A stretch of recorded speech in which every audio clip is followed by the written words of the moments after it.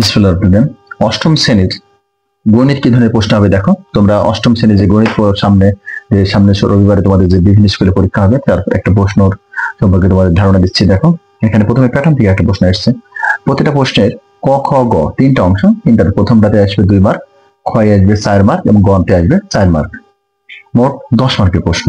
এবং 2 নম্বরেও দেখো একেবারে প্রথমে কয়ে 2, তারপরে 4 4 করে আসবে, অর্থাৎ পাটিগণিত থেকে আসবে 2 সেট, বীজগণিত থেকে আসবে 2 সেট, বীজগণিত থেকে আসবে 2 সেট, অর্থাৎ 4.1 থেকে 4.4 পর্যন্ত এক সেট, এবং 7-এ মিলে এক সেট আসতে পারে। বীজগণিতে মিলে এক সেট, জ্যামিতিতে আসবে 2 সেট, অর্থাৎ প্রত্যেকটাতে 2 সেট, পাটিগণিতে 2 সেট, বীজগণিতে 2 সেট, জ্যামিতিতে আছে 2 সেট মোট, এবং 2 সেট পরিসংখ্যানে আসবে 2 সেট। 7 এবং 8 দুটো দিয়ে আছে, একইভাবে 2 4 4 করে। প্রত্যেকটা বিভাগ থেকে 4টা বিভাগ, 4 দুগুণে 8টা প্রশ্ন, প্রত্যেকটা বিভাগ থেকে কমপক্ষে একটা প্রশ্ন উত্তর দিতে হবে। কোন একটা বিভাগে দুটো দিলে তোমার 5টা প্রশ্ন দেবে, 5 10 50। এবং সংক্ষিপ্ত প্রশ্ন উত্তরে দেখো এখানে তোমার 15টা প্রশ্ন দেওয়া আছে, প্রত্যেক 15টা প্রশ্নের মধ্যে 10টা উত্তর দিতে হবে, প্রত্যেকটার জন্য 2 মার্ক বলে আছে। এটাও 4টা বিভাগ মিলেই ভাগ হয়ে আসবে।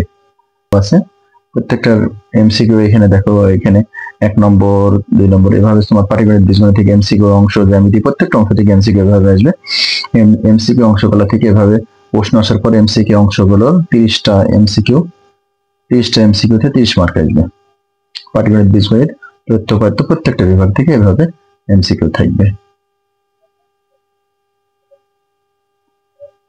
দেখো 30 মার্কের এমসিকিউ হলো 30 মার্কের, তাহলে মোট 100 মার্কের অঙ্ক পরীক্ষা। প্রথমে 70 মার্কের অঙ্ক, আর তারপরে